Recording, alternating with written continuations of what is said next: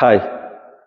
നമ്മളിൽ പലർക്കും ഉള്ള ഡൗട്ടാണ് നമ്മൾ കഴിക്കുന്ന പ്രോട്ടീൻ നമ്മുടെ ബോഡി എങ്ങനെ യൂസ് ചെയ്യും, നമുക്ക് എത്രത്തോളം പ്രോട്ടീൻ കഴിക്കാൻ പറ്റും എന്നുള്ളത്. നമുക്കതിലെ ഫാക്ട് നോക്കാം. നമ്മുടെ ബോഡി പ്രോട്ടീൻ എങ്ങനെ ഉപയോഗിക്കുന്നതല്ലേ. അതിന് മുന്നേ MPS എന്താണെന്ന് അറിയണം. Muscle protein synthesis.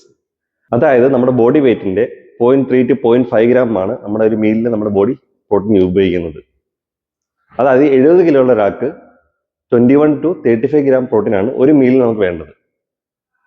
ഇനി ആ പ്രോട്ടീൻ നമ്മുടെ ബോഡിയിൽ എങ്ങനെ ഉപയോഗിക്കുന്നത് നോക്കാം.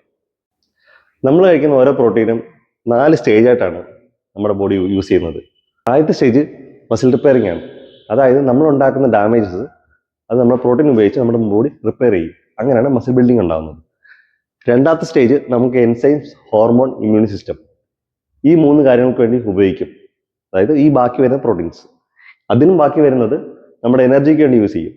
നമ്മുടെ ഡെയിലി ലൈഫിൽ എത്ര എനർജി വേണ്ടി വരുമോ ആ എനർജിക്ക് വേണ്ടിയാണ് അത് യൂസ് ചെയ്യുന്നത്.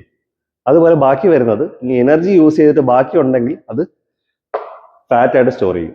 ഇത് ശ്രദ്ധിക്കേണ്ട കാര്യം, നിങ്ങൾ കഴിക്കുന്ന എല്ലാ പ്രോട്ടീനും നിങ്ങളുടെ മസിൽ റിപ്പയറിങ്ങിന് വേണ്ടിയല്ല പോകുന്നത്. അതായത് നിങ്ങൾക്ക് ആവശ്യമുള്ള പ്രോട്ടീൻ മാത്രം കൺസ്യൂം ചെയ്യുക. നിങ്ങൾ അളവിൽ കൂടുതൽ എത്ര കഴിച്ചാലും അത് ഈ 4 സ്റ്റേജിൽ കൂടെ ആയിരിക്കും കടന്നു പോകുന്നത്. ഇനി അടുത്ത പ്രാവശ്യം പ്രോട്ടീൻ നിങ്ങളുടെ മീൽ ഇൻക്ലൂഡ് ചെയ്യുമ്പോൾ ഈ പറഞ്ഞ കാര്യങ്ങൾ ശ്രദ്ധിക്കുക. നിങ്ങളുടെ ബോഡി വെയിറ്റിന്റെ 0.3 to 5 ഗ്രാം മാത്രം ഇൻക്ലൂഡ് ചെയ്യുക ഓരോ മീലിൽ. ഇനിയും കൺഫ്യൂഷൻ ഉള്ള നിങ്ങളുടെ കൂട്ടുകാരുണ്ടെങ്കിൽ അവർക്ക് വീഡിയോ അയച്ചു കൊടുക്കുക, അവരെ താഴെ മെൻഷൻ ചെയ്യുക.